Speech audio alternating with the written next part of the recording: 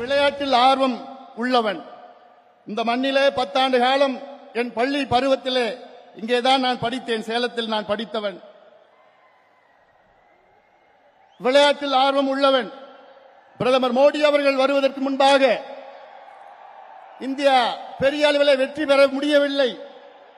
ஆனால் மோடி அவர்கள் வந்த பிறகுதான் இன்று உலக அளவிலே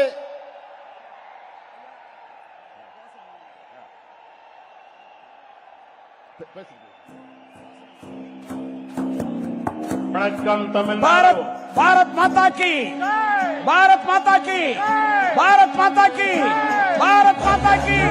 பாரத பிரதமர் நரேந்திர மோடி, மோடி மோடி மோடி மோடி